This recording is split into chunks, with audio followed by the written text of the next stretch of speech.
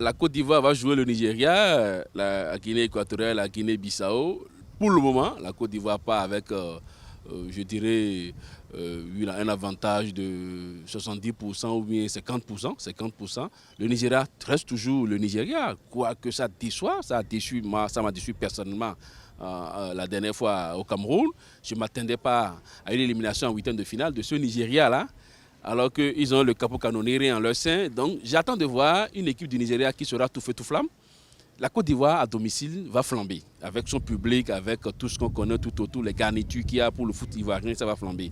Donc la Côte d'Ivoire peut déjà se mettre en tête que c'est le second tour qui est plus important, parce qu'il faudra écraser la Guinée-Bissau, la Guinée équatoriale, qui n'est pas une petite grande équipe de football. Donc c'est jouable pour les Ivoiriens, ils ont leur canne à domicile, peut-être que ce sera la troisième fois qu'ils vont soulever le trophée, si c'est possible.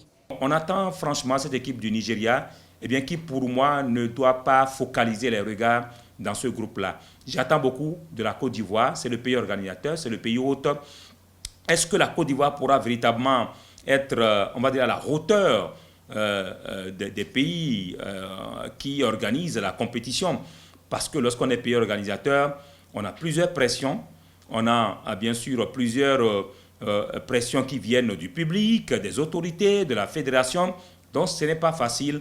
Et lorsqu'on prend un peu le visage de la Côte d'Ivoire lors des matchs amicaux récemment, la Côte d'Ivoire n'a pas affiché de trop bons visages qui puissent rassurer les uns et les autres. C'est une équipe, on va dire, en reconstruction.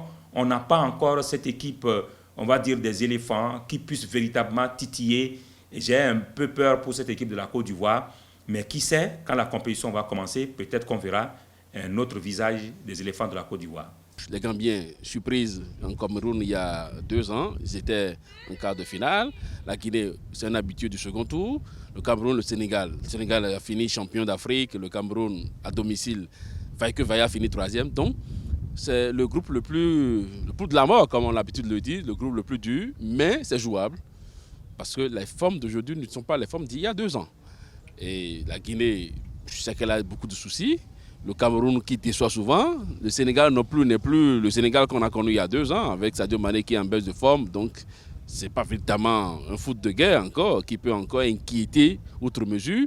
Donc, c'est jouable. C'est un groupe dans lequel tout est ouvert. C'est 50-50 pour chaque équipe a sa chance pour se retrouver au second tour, même si les favoris, pour le moment, sont le Sénégal et le Cameroun. C'est un groupe assez corsé, ça il faut le dire, parce que là vous avez quand même le Cameroun, champion d'Afrique en 2017. Vous avez également le récent champion, voilà, le Sénégal. Et vous avez ensuite la Guinée et la Gambie. Et là où c'est intéressant, c'est qu'on met un peu le Cameroun de côté et on compose un peu avec le Sénégal, la Guinée et la Gambie. C'est pratiquement des derbys. Ces deux pays-là ont frontière avec le Sénégal. Et vous savez, les derbys sont les matchs les plus difficiles. Parce que quand vous prenez un peu aujourd'hui la Guinée, eh bien, c'est des gens qui maîtrisent bien voilà, l'environnement footballistique sénégalais. Vous prenez également la Gambie, eh bien, on maîtrise également l'environnement footballistique sénégalais. Et c'est là que le Sénégal aura plus de problèmes à s'imposer dans ce groupe-là. Contre le Cameroun, autrement dit Sénégal-Cameroun, ça sera pratiquement une finale avant la lettre. Mais avant cette finale avant la lettre, il n'y a que le Sénégal aura des difficultés à régler les équations contre la Guinée et également contre la Gambie.